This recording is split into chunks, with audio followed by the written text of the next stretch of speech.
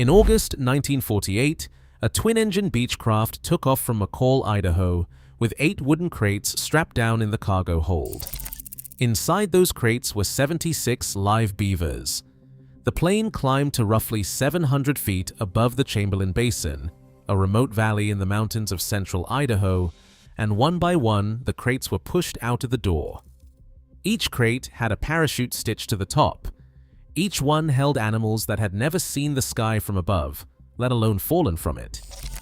By the time the operation was over, 75 beavers had touched down in one of the wildest, most inaccessible valleys in the American West, and the ecological experiment that followed would run uninterrupted for the next 77 years. Today, that landscape sits inside the Frank Church River of No Return Wilderness, one of the largest protected wilderness areas in the lower 48 United States. It covers 2.3 million acres of mountain, river, and forest. No roads cross it, no vehicles enter it. And within it, the descendants of the 1948 beavers have been doing what beavers do: building dams, felling trees, creating ponds, reshaping watersheds for more than 7 decades, with almost no human interference at all. What they built in that valley is something researchers today describe as one of the most significant unintentional ecosystem restoration experiments in American history. But almost nobody knows the full story: how it happened, why it worked, and what the landscape looks like now. This is that story.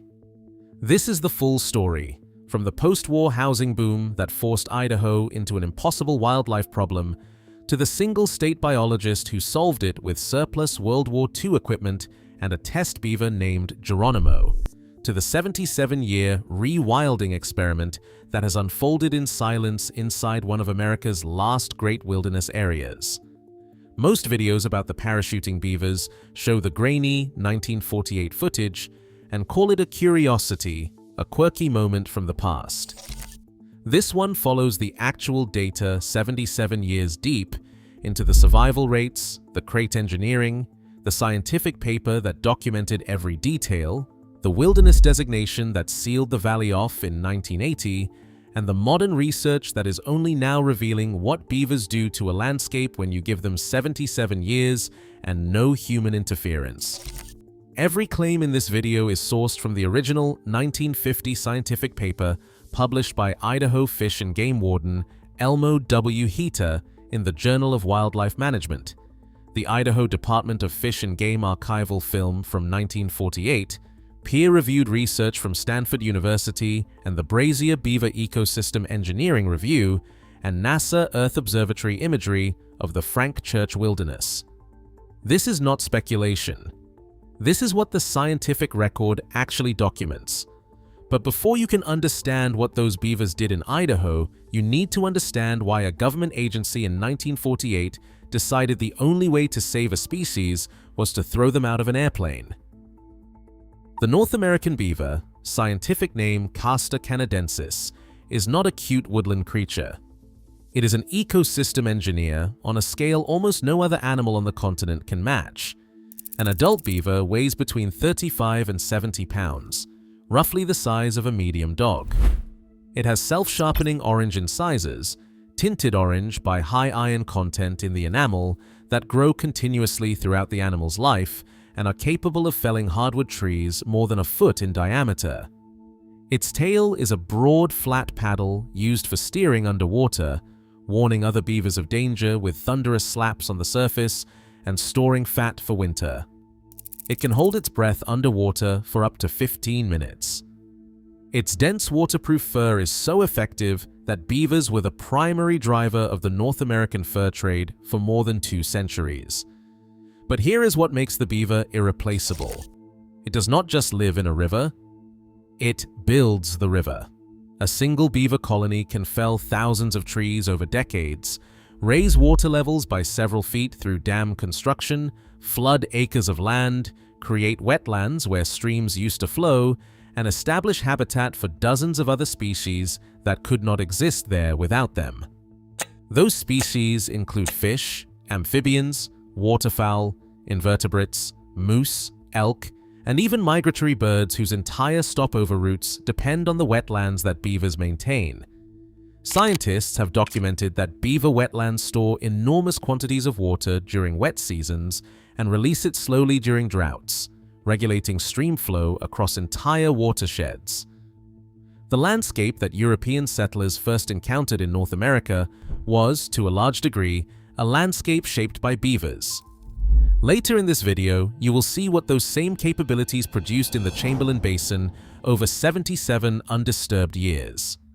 The scale of what happened is unlike almost any other ecological story in North America. But first, how America almost lost these animals in the first place. When you remove an ecosystem engineer like the beaver from a continent, you do not just lose a species. You lose every wetland process that depended on them, and North America lost those processes deliberately. Before European colonization, beaver populations across the continent were estimated at somewhere between 60 million to 400 million animals. Their dams and ponds covered hundreds of thousands of square miles. Then, beginning in the 1600s and accelerating for the next 250 years, the fur trade drove a coordinated hunting effort that hunters sometimes called a mammalian gold rush.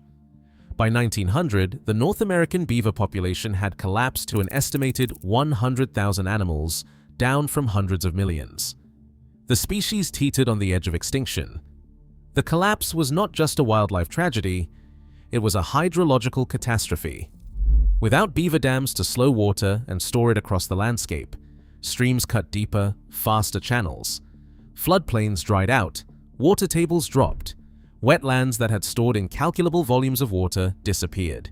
Rivers that had once meandered through networks of beaver ponds became narrow, eroded ditches. Across the American West in particular, landscapes that had been moist, productive, and biologically diverse became drier, harder, and ironically, given the common assumption that arid landscapes are natural, much less able to sustain life.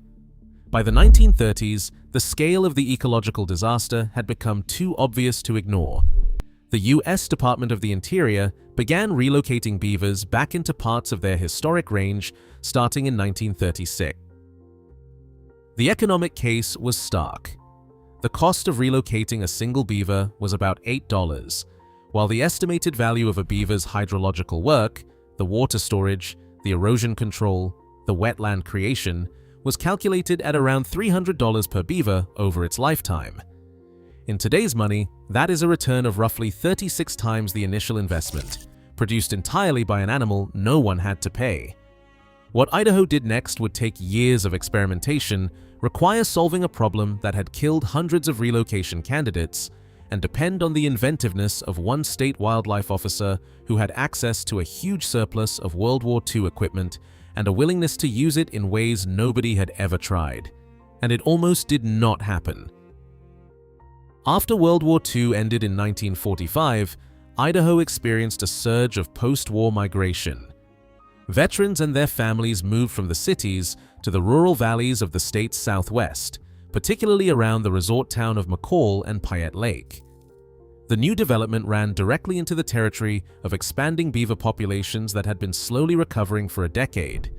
Residents began complaining about beaver dams flooding roads and pastures. Beavers were cutting down ornamental trees in yards. Irrigation canals were being blocked. The Idaho Department of Fish and Game was getting more calls every week, and the answer they had been using for a decade, trap the beavers and move them somewhere else, was becoming impossible to execute at scale. The traditional relocation method was, in Hetter's own words, arduous, prolonged, expensive, and resulted in high mortality. Trappers would capture beavers in box traps near the complaint site. The animals would be loaded onto a truck and driven to a conservation officer's location. Then, because the destination sites were far out in the backcountry, the beavers would be transferred to horses or mules. Because beavers are semi-aquatic animals adapted to cool water, being strapped onto a sweating horse and carried through hot summer forests for hours at a time was physiologically devastating. The beavers overheated. They became stressed to the point of refusing to eat. Many died during the transport itself. The ones that survived arrived at the release site weakened, disoriented, and far more likely to die in the first weeks after release. The entire system was failing. The man who solved the problem was Elmo W. Heater, a regional conservation officer for the Idaho Department of Fish and Game. Heater had looked at the logistical nightmare of mule-based beaver transport and had noticed something. The Chamberlain Basin, where the beavers were supposed to go, was accessible by small aircraft, and after World War II, the United States military had left behind enormous stockpiles of surplus parachutes. They were available cheaply, and Heater realized they were not being used. His proposal, which he eventually published in full in the Journal of Wildlife Management in 1950, was simple in concept and precise in execution.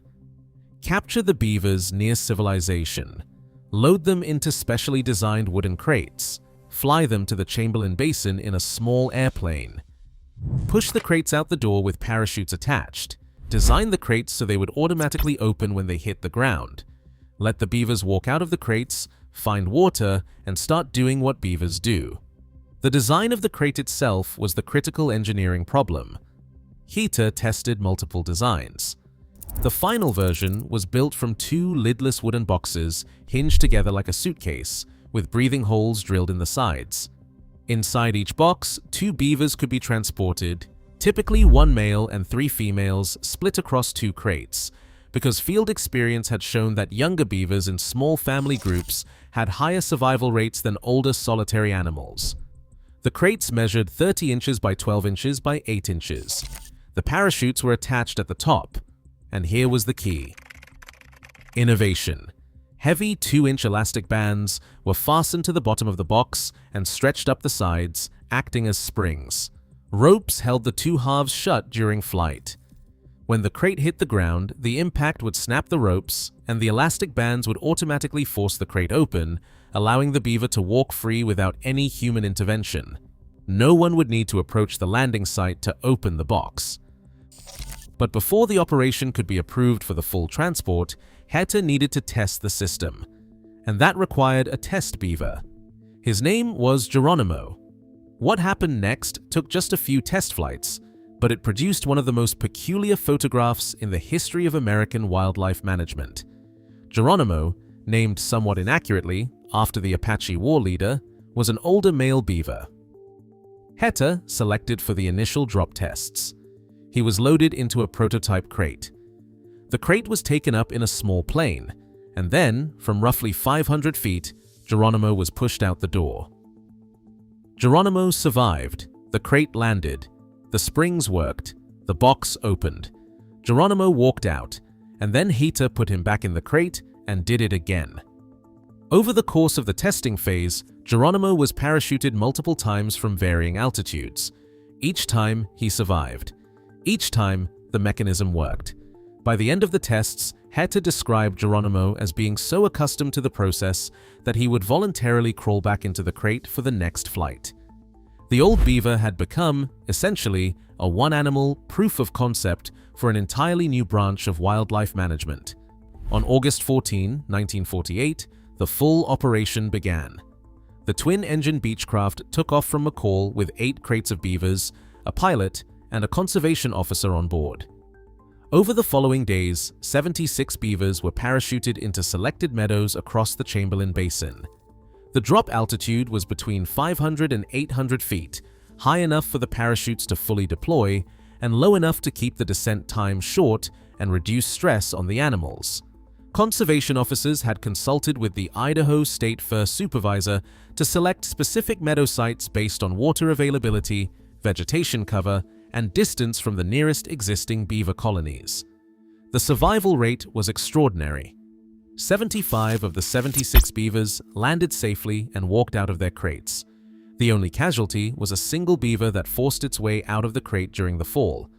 It escaped the box mid-air and fell to its death. Every other animal survived the drop itself, and critically, they survived in good enough physiological condition to immediately begin doing what beavers do. The total cost of the operation, according to Heater's detailed accounting, was between $8 and $16 per beaver, including aircraft fuel, surplus parachute purchase, crate construction, and personnel time. That translates to roughly $190 to $380 per beaver in 2025 dollars. Compared to the traditional mule transport method, which took days per animal, killed a significant fraction of the animals in transit, and required continuous human labor, the parachute method was dramatically cheaper and more effective. But the biggest surprise was not the survival rate. It was what the surviving beavers started doing in the valley below. In 1949, Idaho Fish and Game conducted follow-up surveys at the drop sites. The beavers had not scattered. They had not wandered aimlessly. They had not been killed by predators in unusual numbers. Instead, within months of landing in a valley none of them had ever seen before, they had begun constructing dams on the small streams flowing through their new territory. By the time surveyors reached the release sites, there were already pond systems forming. Lodges were being built. The animals had resumed their engineering behavior as if nothing had happened, as if they had simply moved house, not fallen out of the sky. The operation was declared a success. Popular Mechanics magazine published a feature on the project in 1949, coining the nickname parabeavers for the transplanted animals. The Idaho Department of Fish and Game filmed the operation in black and white footage that would later be stored, misclassified, and lost for 65 years before being rediscovered in 2015 by Sharon Clark, an Idaho fish and game historian who recognized what she was looking at. The film was digitized and uploaded to YouTube. Time magazine declared the beavers the internet's latest favorite animal. But all of that, the press coverage, the Popular Mechanics article, the rediscovered film, is surface. It is the story everyone knows. What almost nobody talks about is what those beavers did in the decades after the drop, in a valley that was about to become one of the most protected wilderness areas in the United States. And that is where the story gets truly remarkable. Because in 1980, the entire Chamberlain Basin, along with 2.3 million acres of surrounding mountain, forest, and canyon, was officially designated as the Frank Church River of No Return Wilderness. The designation, signed into law by President Jimmy Carter, is one of the strictest forms of land protection in the United States. No roads, no motorized vehicles, no permanent human structures, no logging, no mining, no development. The only humans allowed inside are those who walk in on foot, ride in on horseback, or raft down the Salmon River, the river that gave the wilderness its nickname, the River of No Return. What that means ecologically is almost unique in the modern world. It means that the Chamberlain Basin has now spent 77 years with a steadily expanding beaver population and essentially zero direct human interference.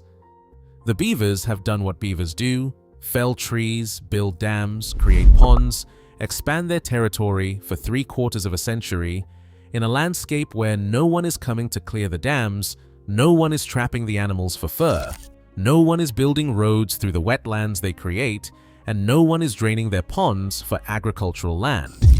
This is the control experiment that modern beaver science has never been able to run. Every other beaver restoration project in North America operates in landscapes where humans actively manage, disturb, or remove the animals' work. The Frank Church Wilderness is what happens when you let beavers do their thing, on their own schedule, at their own scale, for multiple generations. And that is where the story gets genuinely interesting.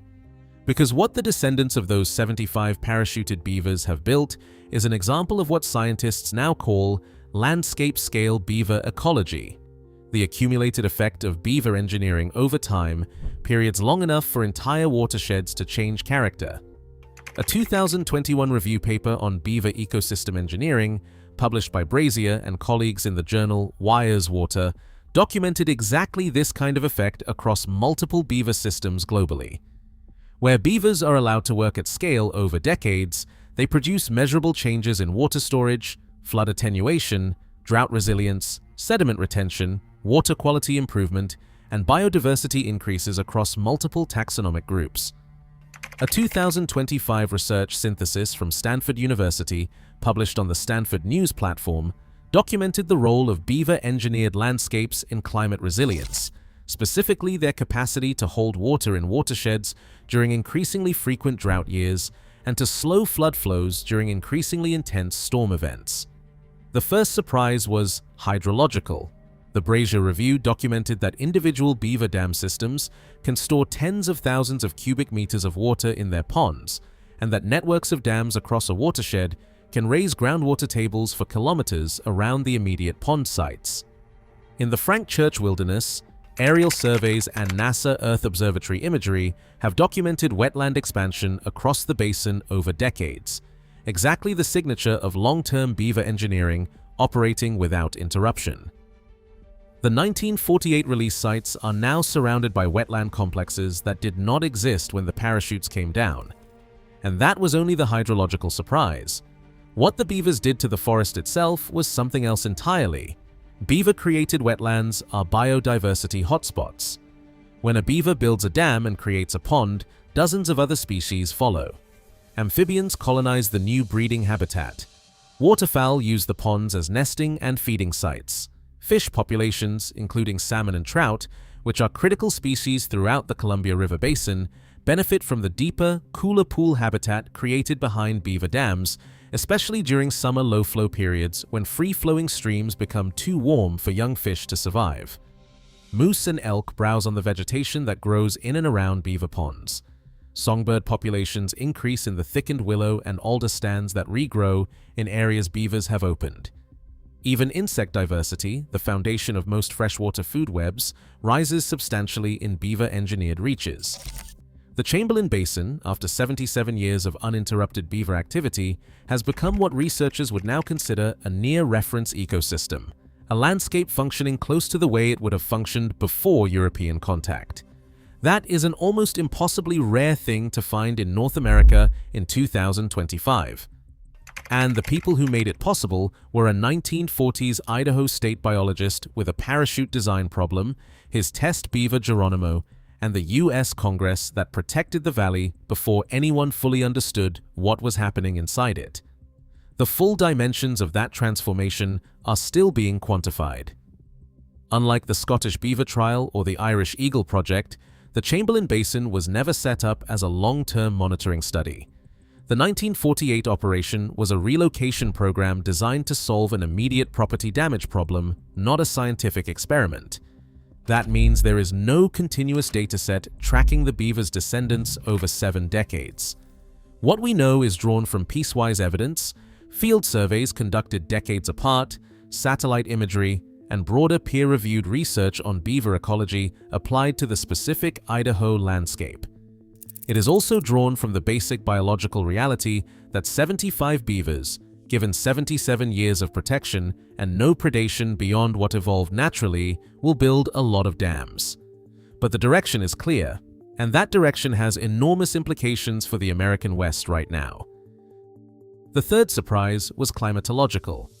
In 2025, as the American West faces increasingly severe droughts, more intense wildfires, earlier snowmelt, and more erratic river flows, scientists are turning back to beavers not as a curiosity but as a tool. Research from Stanford in 2025 and multiple parallel studies have documented that beaver-engineered landscapes are among the most climate-resilient freshwater ecosystems in North America. Wetlands created by beavers act as natural fire breaks. The saturated soils and dense vegetation simply do not burn the way dried-out forests do. Ponds store water through hot, dry summers, maintaining flow in streams that would otherwise go dry. Cooler water temperatures behind dams create refuges for cold water fish during heat waves. And beaver dams trap and process sediment and nutrients, improving water quality downstream. What this means is that the 1948 parachute operation, conceived as a way to solve a property damage problem in rural Idaho, accidentally produced something much larger. It established a population of ecosystem engineers in a valley that would become federally protected wilderness. And those engineers have spent 3/4 of a century building exactly the kind of climate-resilient watershed that modern science is now trying to create on purpose, everywhere it can. The beavers parachuted into the Chamberlain Basin did not know they were solving a climate problem. They did not know they were producing the kind of reference ecosystem that researchers would later study as a model. They were just doing what beavers do: felling trees, building dams, creating ponds, raising families, expanding territory. Because they were given a landscape large enough to work at scale and a time frame long enough for their engineering to compound, the result is one of the most unintentional rewilding stories in the history of North American conservation. In 2015, the rediscovered film of the 1948 drops went viral online. Parachuting beavers became a cultural icon in Idaho. A Boise brewery changed its logo to a parachuting beaver. A local baseball team rebranded as the Battle Beavers in 2025. Elmo W. Heater's 1950 scientific paper became one of the most shared wildlife management documents on the internet. The story, once forgotten, became everywhere. But the real story, the one that matters, is not the falling crates or the test beaver named Geronimo or the black and white film. The real story is what 76 animals and their descendants did to 2.3 million acres of American wilderness when nobody was paying attention. The real story is what 7 decades of uninterrupted beaver engineering looks like from a satellite. The real story is the 1948 Idaho Fish and Game Warden who looked at a shortage of mules and a surplus of parachutes and decided, against every professional instinct, to throw beavers out of an airplane, and in doing so accidentally created one of the great ecosystem restoration experiments of the 20th century. 76 beavers. 1 airplane. Surplus World War II parachutes. A test beaver named Geronimo. A valley in central Idaho that would become a federally protected wilderness area 22 years later.